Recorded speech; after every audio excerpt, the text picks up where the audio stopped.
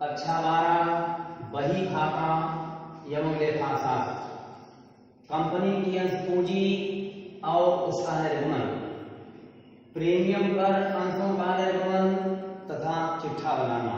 प्यारे बच्चों, आज इस व्याख्यान पर आज हम प्रीमियम कर अंशों का निर्गमन कैसे किया जाता है और चिट्ठा बनाने की क्या विधि है, एक प्रश्न के माध्यम से आपको इसको हम बताएंगे कि कंपनी अपने अंशों को प्रीमियम पर कैसे जारी करती है और चिट्ठा बनाने की क्या विधि है, एक प्रश्न के माध्यम से आपको हम समझाएंगे। प्यारे बच्चों, यह प्रश्न आपको दिया गया है। प्रश्न एक कंपनी ने 10 रुपए प्रति अंश के 1000 अंशों का 3 रुपए प्रीमियम प्रति अंश की दर से निर्गमन किया। इन अंशों पर आवेदन के साथ 1 रुपया, आवंटन पर 5 रुपया जिसमें प्रीमियम सम्मिलित है। प्रथम मांग पर 3 रुपया और अंतिम मांग पर 4 रुपया देय था। 200 अंशों पर अंतिम मांग की राशि का भुगतान प्राप्त नहीं हुआ, शेष समस्त राशि प्राप्त हो गई। कंपनी की पुस्तक में जर्नल की आवश्यक प्रविष्टियां कीजिए तथा चिट्ठा बनाइए। प्यारे बच्चों, ये सवाल आपको दिया गया है। इसमें आपको बता रहे हैं कि कंपनी क्या कर रही है, अपने अंशों को प्रीमियम पर बेच रही है।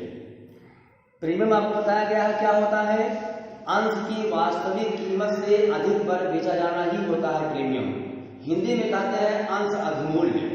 यहाँ देख रहे हैं 10 रुपया कंपनी का वास्तविक कीमत है। कंपनी क्या कर रही है, इसको 3 रुपए प्रति अंश की दर से बढ़ाकर बेच रही है। इसको हम कहते हैं प्रीमियम, हिंदी में कहते हैं अंश अधिमूल्य। लाइए प्रश्न को हल करें हम। यहां लिखेंगे हल 1000 शेयर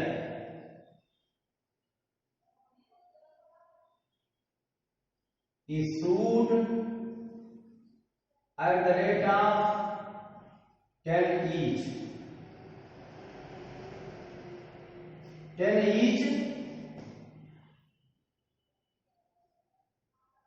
with 3 rupees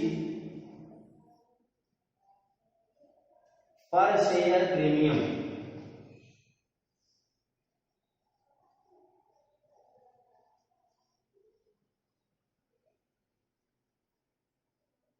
बराबर 13 रुपीज पर शेयर।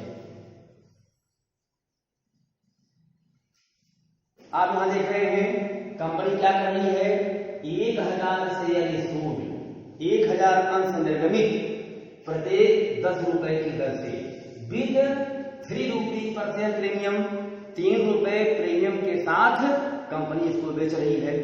तो क्या कीमत हो गई है, 13 रुपया प्रति अंश हो गया।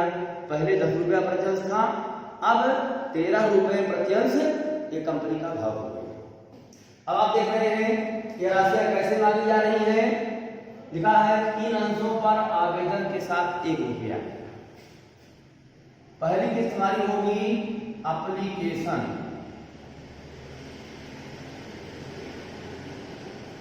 दूसरी किस्त हमारी है अलॉटमेंट,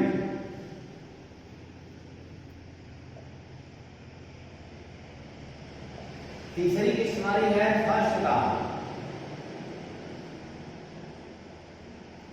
और लिखा गया है अंतिम मांग।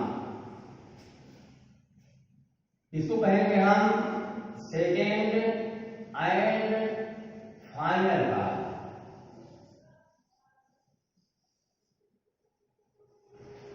अब यहां देखिए ये राशियां कैसे आपसे मांगी जा रही है। आवेदन के साथ 1 रुपया, 1 रुपया यहाँ पे लिख दें। एप्लीकेशन पर 1 रुपया कंपनी आपसे मांग रही है। अलॉटमेंट पर लिखा है 5 रुपया जिसमें प्रीमियम सम्मिलित है। अलॉटमेंट पर हम 5 रुपया लिख लें। प्रथम मांग पर 3 रुपया प्रति अंश लिखा हुआ है, प्रथम मांग पर 3 रुपया लिख दिया गया। अंतिम मांग पर लिखा गया है, अंतिम मांग पर 4 रुपया देय था। इसको हम सेकेंड एंड फाइनल कर रहे हैं। यहाँ पर 4 रुपया प्रति अंश लागू है। यहाँ लिखेंगे 13 rupees per share card up, 13 रुपया प्रत्यंश की मांग की जा रही है। आप यहां देखेंगे 1000 शेयर इशूड ऐड करेगा टेनीज with 3 rupees per share premium, ये जो कुल क्या हुआ 13 रुपीज पर शेयर हुआ। ये राशियां कैसे आपसे मांगी जा रही है?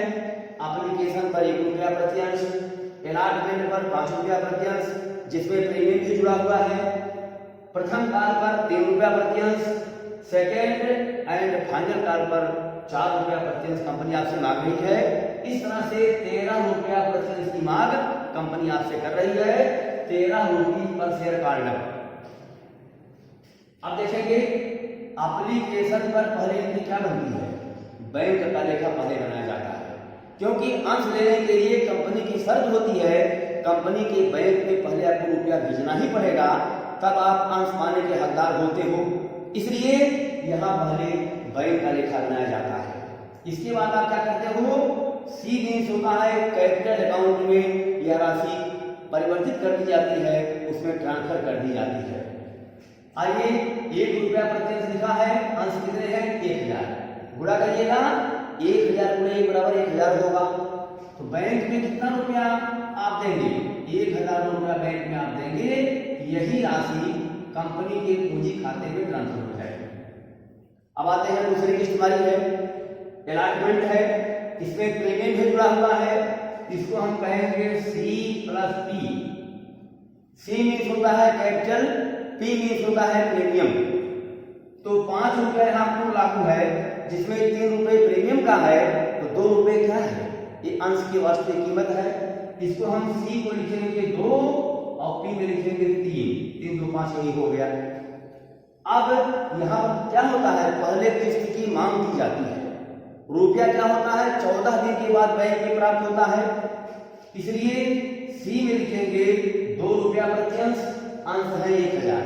गुणा करिएगा 1000 गुणे 2 बराबर 2000 होगा। तो C माने कंपनी पूंजी की मांग आपसे 2000 रुपए करेगी। P माने होता है प्रीमियम, कंपनी कितना प्रीमियम मांगेगी आपसे? 3 रुपया प्रत्यंश है, अंश आपके 1000 है। गुणा करिएगा 3000 रुपया आएगा, तो यहाँ लिखा गया 3000 रुपया ये कंपनी आपसे प्रीमियम की मांग करेगी। अब ये राशि क्या होगी? 14 दिन के भीतर में बैंक में आपको दे देना होगा। तो 3 2 5000 रुपया क्या करेंगे आप? कंपनी के बैंक में आप 14 दिन के भीतर में भेज देंगे। हर साल पर आइए 3 रुपया प्रति शेयर लिखा है, अंश कितने हैं? 1000। कंपनी आपसे पहले पूंजी की मांग करेगी, 1000 रुपये 3 करोगे, 3000 रुपया कंपनी आपसे मांगेगी। अब ये रुपया क्या होगा? कब तक बैंक में भेज देंगे आप? 14 दिन के भीतर में आपको भेज देना पड़ेगा। तो बैंक का लेखा बाद में होता है 3000 रुपए, ये देखिए यहाँ भी लेखा कर दिया गया है। आइए अंतिम मांग पर 4 रुपया प्रत्यंश लिखा है, C अर्थात कंपनी पूंजी की मांग आपसे करेगी, 1000 अंश गुणे 4 करोगे, 4000 रुपया आएगा। 4000 है, लेकिन सवाल पढ़िएगा यहाँ देखिए लिखा है 200 अंशों पर अंतिम मांग की राशि का भुगतान प्राप्त नहीं हुआ। 200 अंश का एक ऐसा सुधारी है जो अंतिम मांग पर कंपनी को रुपया नहीं दे पाया, इसको हम कहते हैं अवशिष्ट मांग, अंग्रेजी में कहते हैं कॉल्स इन एरियर। जब कंपनी में रुपये को मांगती है, किसी अंश का भुगतान कोई अधिकारी नहीं कर पाता है, तो क्या होता है? वो राशि वहां से घटा दी जाती है। तो देखिए यहां लिखेंगे आप लेस, लेस मीन होता है कम। 200 अंश का भुगतान यहाँ पे वह अधिकारी नहीं कर पा रहा है, तो 200 गुणे 4 करेंगे आप, क्योंकि 4 रुपया प्रत्यंश लिखा है, तो 4 दूनी 800 रुपए का भुगतान वह अंशधारी यहाँ पे नहीं कर पा रहा है। तो बैंक ने कितना रुपया दिया आपको? 800 रुपया लेस कर दीजिए, 3200 रुपया आपको बैंक में दे दिया, 800 रुपए का भुगतान नहीं कर पाया। जब कंपनी में रुपए की मांग करती है और कुछ अंशों का रुपये का भुगतान किसी किस्त पर नहीं हो पाता है, उसको कहते हैं कॉल्स इन एरियर, हिंदी में कहते हैं अवशिष्ट राशि, बकाया राशि। इसलिए अंतिम मार्ग पर क्या है, 280 रुपए का भुगतान नहीं हो पा रहा है, इसलिए 280 गुणे 4 रुपए प्रत्यंश बराबर 800 रुपए का भुगतान अंतिम मार्ग पर नहीं हो पा रहा है। इसलिए बैंक में कितने रुपए का भुगतान हुआ, 32 रुपए का भुगतान हुआ। 800 रुपए को कम करके यहाँ लेखा किया जा रहा है। ये तुम्हारा बन गया, टेबल बन गया। सारी एंट्रियां जो आई हैं इसको हमने कलेक्शन कर दिया। अब एंट्री करने में हमको आसानी हो जाएगी। देखें, प्रत्येक किस्त के 2 लेखे बताए गए आपको। अब बैंक का लेखा, सी का लेखा, यहाँ पहले सी का लेखा फिर बी का लेखा बात होता है, और किस्तों पर पहले पूंजी की मांग की जाती है और बैंक में रुपया कब आता है, 14 दिन के भीतर में आता है। इसलिए एप्लीकेशन एक ऐसा किस्त होता है जहां पहले बैंक का लेखा होता है और किस्तों में क्या होता है, पहले पूंजी की मांग की जाती है और धनराशि क्या होती है, 14 दिन के भीतर में बैंक में आपको दे देनी पड़ती है। अब देखें, ये तो हमारी सारणी बन गई जिससे हम समझ पाए कि एप्लीकेशन पर क्या एंट्री बनेगी, अलॉटमेंट पर कैसे एंट्री बनाई जाएगी, फर्स्ट कॉल पर कैसे एंट्री बनाई जाएगी और अंतिम मार्ग पर कैसे एंट्री बनाई जाएगी। अब हम एंट्री करते हैं जर्नल एंट्री।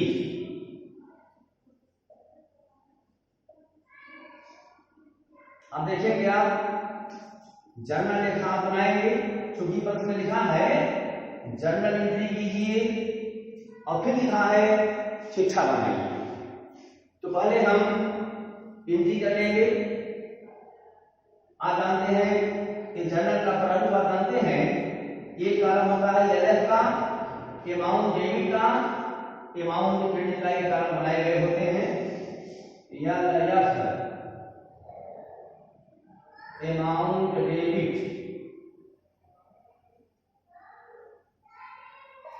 अमाउंट क्रेडिट,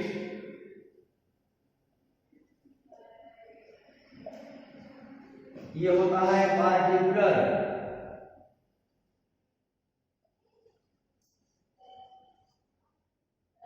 यहाँ डेट का कोई मतलब नहीं होगा, क्योंकि डेट वाइज यहाँ कोई एंट्री नहीं की जा रही है। अब देखें, एप्लीकेशन पर पहले किस का लेखा बना है, बैंक के रुपया प्राप्त होने का लेखा बना है। एंट्री हमारी की जाएगी bank account DR 2 share application account. Amount debit में लिखेंगे 1000 रुपया, अमाउंट क्रेडिट में लिखेंगे 1000 रुपया। विवरण लिखेंगे being share application money received. ये देखें, एप्लीकेशन पर बैंक की एंट्री बना दी गई। इसके बाद दूसरा लेखा हमारा होगा पूंजी खाते में ट्रांसफर होने का लेखा होगा। तो दूसरी एंट्री आपको बता रहे हैं,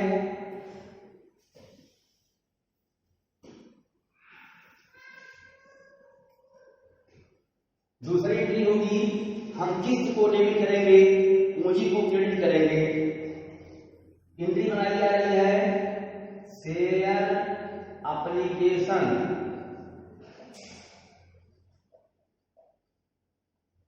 अकाउंट DR।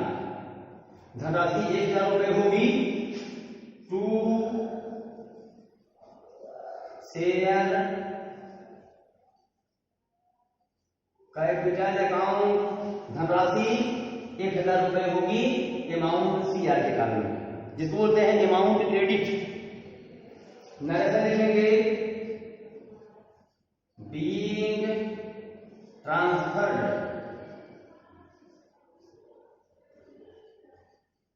ट्रांसफर्ड हस्तांतरित किया, मतलब किस्त के राशि को पूंजी खाते में ट्रांसफर किया गया। अब देखिए एप्लीकेशन के दोनों लेखे बना दिए गए, एक बार बैंक में रुपया प्राप्त होने का लेखा, एक बार पूंजी खाते में ट्रांसफर होने का लेखा ये कर दिया गया। अब आते हैं आवंटन बनाते हैं। यहाँ एंट्री बनाई जा रही है। आवंटन पर देख रहे हैं प्रीमियम भी लागू है। पहले क्या होगा, पहले कंपनी क्या से मांगेगी, पूंजी की राशि मांगेगी, प्रीमियम की राशि मांगेगी, और बाद में क्या होगा, बैंक में लेखा बनाया जाएगा। एंट्री हम करते हैं शेयर अलॉटमेंट अकाउंट दिया टू शेयर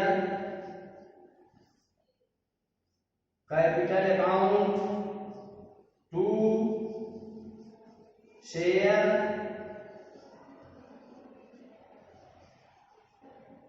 प्रीमियम अकाउंट। अब देखें कैपिटल में क्या रकम लिखेंगे, 2000, अमाउंट क्रेडिट में लिखोगे 2000 रुपए, प्रीमियम में कितना लिखा है 3000 रुपए, तो जहां लिखा है प्रीमियम उसके सामने लिखा है 3000 रुपए, इन दोनों का योग डेबिट में चढ़ा दीजिए। ये देखें 5000 रुपए लिख दिया गया। इसका कैसा होगा, being share allotment money due, due माने का दे, विद प्रीमियम।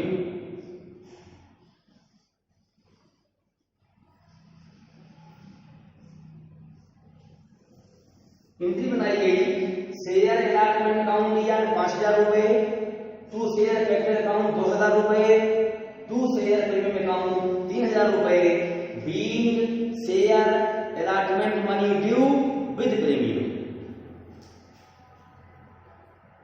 इसको मिटा रहे हैं। अगली एंट्री बनाएंगे हम। अब देखें बैंक में लेखा दिया जाएगा। इसकी एंट्री होगी बैंक अकाउंट या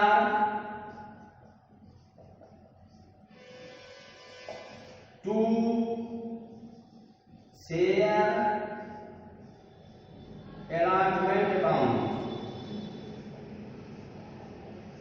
देखें बैंक में कितना आया है, 5000 रुपया आया है। टू शेयर अलॉटमेंट में क्या लिखोगे, 5000 रुपया, अमाउंट क्रेडिट में लिखोगे, नरेशन लिखोगे, being share allotment money received with premium, with premium means premium के साथ अंश आवंटन की राशि प्राप्त हुई। इसमें देख रहे हैं 2000 अंश की वास्तविक कीमत है, 3000 रुपया क्या है, प्रीमियम की राशि जुड़ी हुई है। इसलिए बैंक अकाउंट या टू शेयर अलॉटमेंट अकाउंट धनराशि लिखी गई है 5000 रुपये। अगला कुछ हमारा है शेयर फर्स्ट का। यहां पे आप देख रहे हैं फर्स्ट साल के सामने सी में लिखा है 3000 रुपए, बी में लिखा है 3000 रुपए। पहले हम मांग करेंगे, बताया गया है कि 2 किस्तों में 1 माह का अंतर होना चाहिए और याचना की राशि का भुगतान करने के लिए 14 दिन का समय भी होना चाहिए। तो आइए हम फर्स्ट साल की मांग करते हैं। कंपनी मांग कर रही है तो एंट्री बनाई जाएगी, किस्त को डेबिट करना है शेयर फर्स्ट साल account DR to share capital account.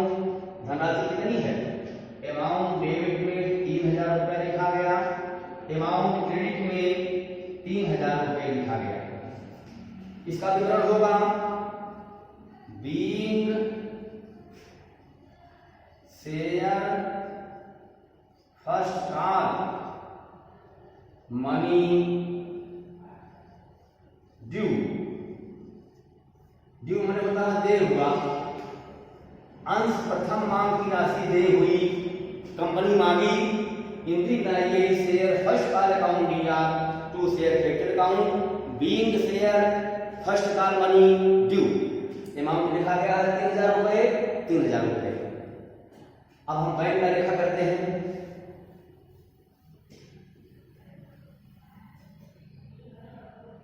Bank का लेखा बनाया जाएगा, बैंक अकाउंट दिया, बैंक अकाउंट दिया to share first call account, amount होगा 3000, अमाउंट डेबिट में होगा, टू शेयर फर्स्ट कॉल के सामने अमाउंट क्रेडिट में 3000 रुपए होगा। इसका विवरण होगा being share first call money received RECD, short form में ये रिसीव कहा जाता है। अब देखिए प्रथम काल तक आपने किस्त के मांगने का लेखा, बैंक में रुपया प्राप्त होने का लेखा कर लिया। अब अंतिम काल पर हम चलते हैं। अंतिम के साथ में सेकंड को भी जोड़ दिया है, क्योंकि सेकंड एंड फाइनल काल एक साथ कर दिया गया है। यहां देखेंगे पहले कंपनी पूंजी की मांग करेगी, कितना मांग करेगी? 4000 रुपए। तो यहां लिखेंगे share second and final call account दिया टू शेयर कैपिटल अकाउंट। धनराशि कितनी होगी? धनराशि होगी 4000 की मांग कंपनी आपसे करेगी। चूंकि 4 रुपया प्रति अंश है, अंश 1000 है, तो इसी में पूरा किया गया है। Being second and final call money due, द्वितीय और अंतिम मांग की राशि मांगी गई। कितना मांगी गई? 4000 रुपए मांगी गई। इस पर आप देख रहे हैं दो समंश का भुगतान नहीं हो पाया है। इसी को हम कहते हैं अवशिष्ट मांग, बकाया मांग, कॉल्स इन एरियर। ये राशि क्या होगी? मांगी गई पूंजी में से घट जाएगा। तो 800 रुपए देख रहे हैं, कंपनी आपसे पूंजी की मांग किया है 4000 रुपए, लेकिन एक अधिकारी ऐसा था जो 2 अंश का मालिक था, वो 800 रुपए का भुगतान नहीं कर पाया। इसलिए बैंक में कितने रुपए का भुगतान कर पाया? 3200 रुपए का भुगतान कर पाया। तो इसकी एंट्री हम करेंगे बैंक अकाउंट दिया,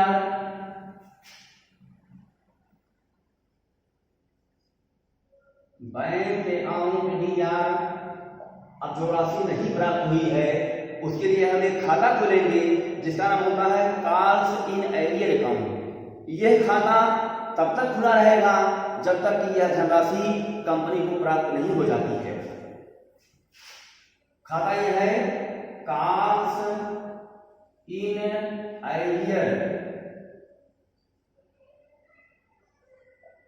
कॉल्स इन एरियर्स अकाउंट दिया, अवशिष्ट मांग खाता debit to share second and final call. अब देखें बैंक के सामने कितना लिखोगे? 3200 रुपया आपको बैंक में मिल गया। लेकिन जो कॉल्स इन एरियर है, बकाया धनराशि है, वो 800 रुपया है जो कंपनी को नहीं प्राप्त हुई है। इसलिए उसको हम क्या कर रहे हैं? घटा दे रहे हैं। To share second and final call पर कंपनी को मिलना था 4000 रुपए, लेकिन बैंक को मिला केवल 3200 रुपए। 800 रुपया कंपनी को नहीं प्राप्त हो पाया, इसलिए इसकी वसूली कंपनी बाद में करेगी, तब तक ये खाता खुला रहेगा। इंद्र यहां लिखेंगे being share second and final call money received less 200 share. 200 अंश के रुपए को कम करके सेकेंड एंड फाइनल कॉल की राशि प्राप्त हुई।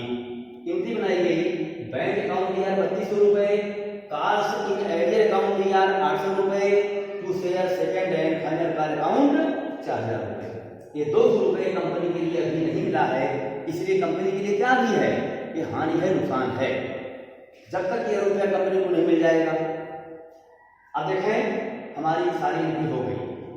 अब हमें देखें चिट्ठा बनाना है, तो पहले क्या करेंगे, हम बैंक अकाउंट पहले बनाएंगे। बैंक में कुल कितना रुपया आ चुका है पहले उसका लेखा जोखा करेंगे हम, इसलिए अब हम क्या बनाएंगे, बैंक अकाउंट पहले बनाएंगे, इसके बाद हम बैलेंस शीट बनाएंगे।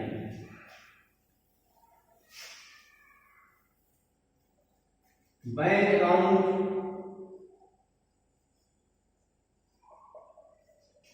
इसके 4 भाग बनाते हैं आप।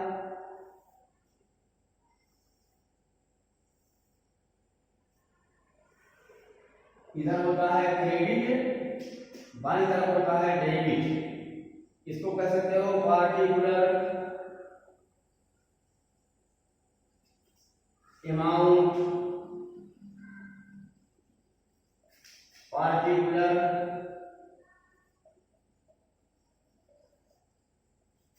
अमाउंट। अब देखें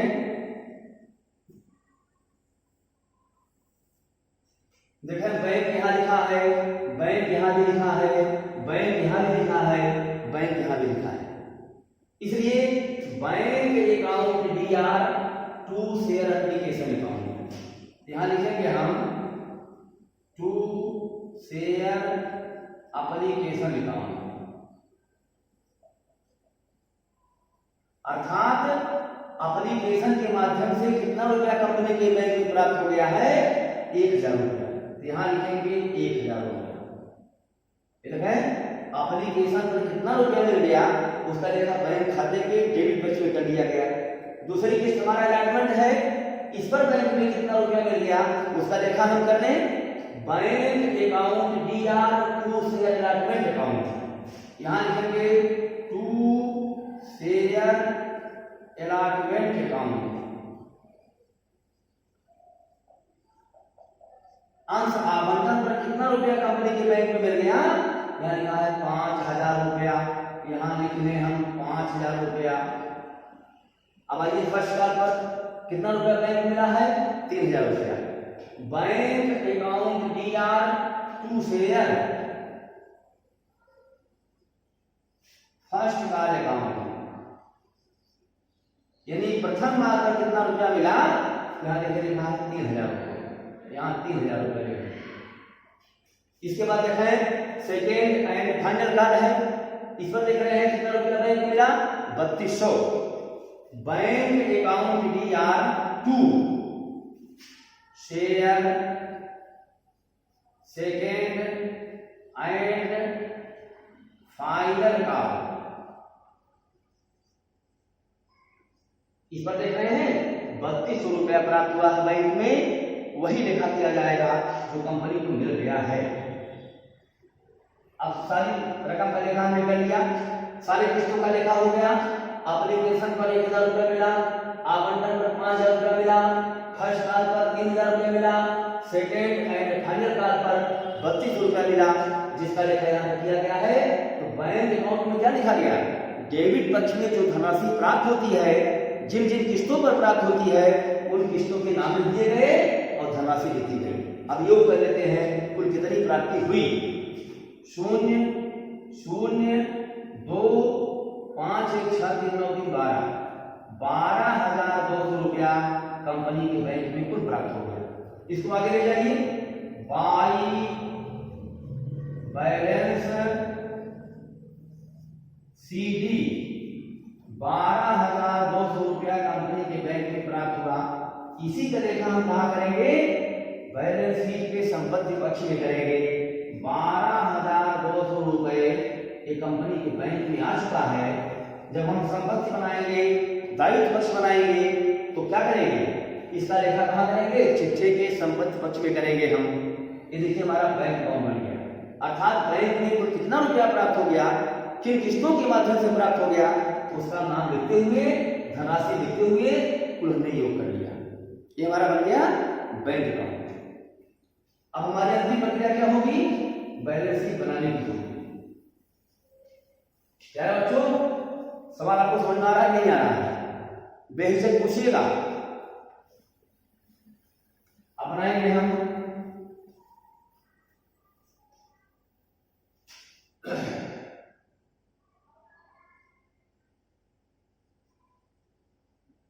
बैलेंस शीट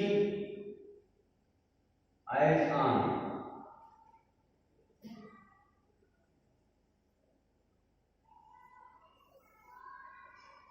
ये देखते हैं बाईं तरफ क्या होता है, लायबिलिटी एंड कैपिटल, दाईं तरफ क्या होता है, प्रॉपर्टी एंड एसेट्स। ये देख लीजिए,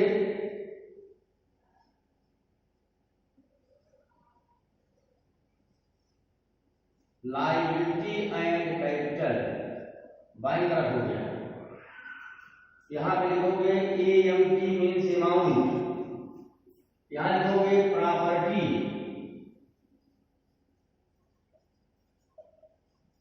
एंड एसेट्स, हिंदी में कहते हैं संपत्ति व पावने। अमाउंट मींस एएमटी लिख दीजिए, अमाउंट हो गया। अब देखते हैं ये दायित्व पक्ष में पहला सेक्शन क्या होता है, शेयर कैपिटल का होता है। क्योंकि कंपनी की पूंजी कैसी होती है, अंश पूंजी के रूप में होती है, इसलिए यहां लिखोगे शेयर कैपिटल अंश पूंजी। अब देखें कंपनी ने कितने अंश जारी किया है, 1000 अंश कंपनी जारी कर रही है। प्रत्येक अंश की कीमत क्या है, 10 रुपया प्रति अंश है। इसलिए इसको हम लिखेंगे नंबर 1 पर एथराइज्ड, AUTHORISED, एथराइज्ड इशूड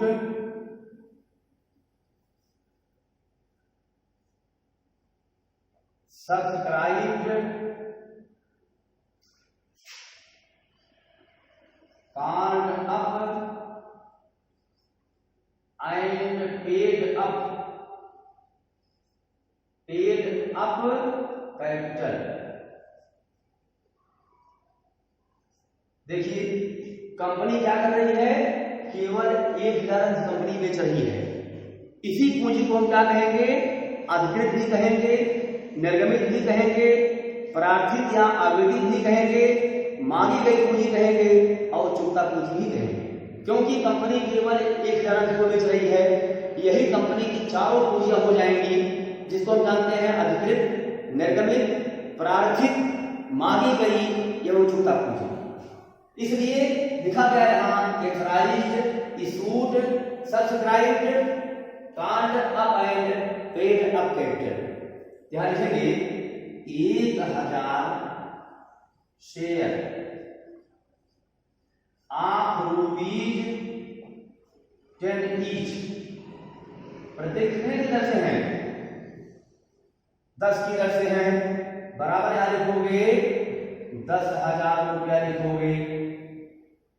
लेकिन यहां पे देख रहे हो अंतिम माह पर कंपनी को 800 रुपया नहीं मिला है, इसलिए कंपनी कितना रुपया से मांग रही है, 10,000 की मांग कंपनी कर रही है।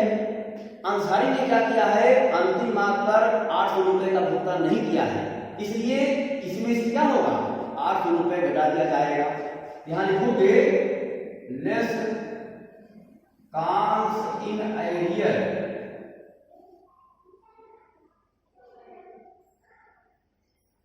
कॉस्ट इन एरियर्स 800 रुपया कंपनी को नहीं मिला, तो कितना मिला, 9,000 200 रुपए कंपनी को चुका दिया गया है, चुकता कर दिया गया है।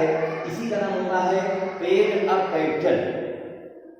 अब देखें कंपनी ने क्या किया है, प्रीमियम प्रति अंश को बेचा है, जिसको कहते हैं अंश अधिमूल्य। इसका लेखा कहाँ करते हैं, ये कंपनी का पूंजीगत लाभ होता है। इसलिए बैलेंस शीट के दायित्व पक्ष में शीर्षक नंबर 2 पर क्या लिखते हैं, रिजर्व एंड सरप्लस। हिंदी में कहते हैं संचय व आधिक्य। तो क्या करेंगे, प्रीमियम यहाँ पे दर्शाई जाएगी। तो नंबर 2 लिखेंगे हम, शीर्षक हमारा है रिजर्व एंड सरप्लस।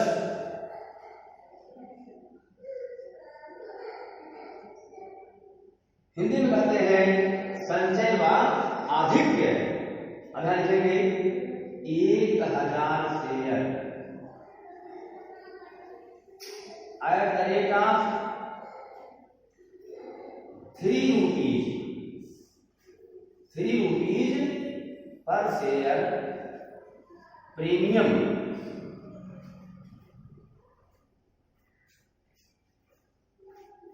बराबर कितना हुआ, 3000 रुपया कंपनी को अंश अधिमूल्य प्राप्त हो गया।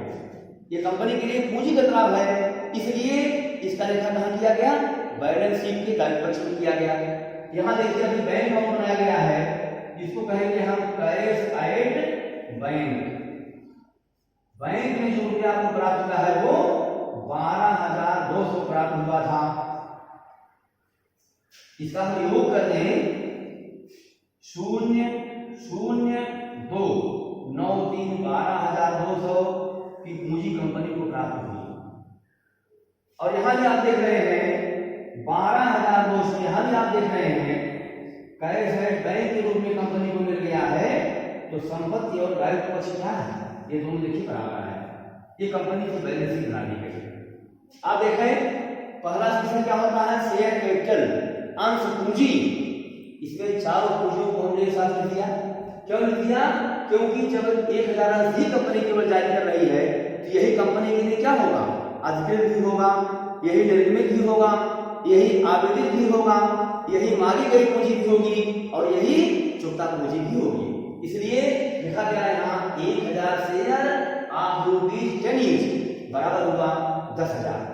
जिसमें से क्या देख रहे हैं, 200 अंश का भुगतान कंपनी को नहीं किया गया, अर्थात 800 रुपए का भुगतान कंपनी को नहीं किया गया। तो 800 रुपए इसमें से कम कर दिया गया, 9,200 रुपया यही कंपनी को चुकाया गया है। इसी पूंजी का नाम होता है चुकता पूंजी। और आप देख रहे हैं शीर्षक नंबर 2 पर क्या दिखाया गया है, रिजर्व एंड सरप्लस। हिंदी में कहते हैं संचय व आधिक्य।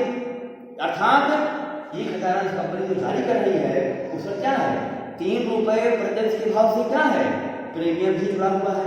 इसलिए धनराशि कंपनी को मिली है 3000। 1000 में क्या किया गया, 3 से गुणा कर दिया गया। तो ये 3000 रुपए जो कंपनी को मिला है वो अंश अधिमूल्य के नाते मिला हुआ है। इसलिए इसका लेखा बैलेंस शीट के दायित्व पक्ष में किया जाता है। यहाँ कैश एट बैंक दिखाया गया, ये 12,200 रुपया का हो गया संपत्ति पक्ष और दायित्व पक्ष। यार बच्चों कहीं कोई दिक्कत आपको है, ये हमारी अंतिम प्रक्रिया है जिसको हमने बनाया बैलेंस शीट। इसलिए कहीं आपको दिक्कत नहीं होनी चाहिए। अगर कहीं आपको दिक्कत हो तो हमसे पुनः पूछिएगा। थैंक्स।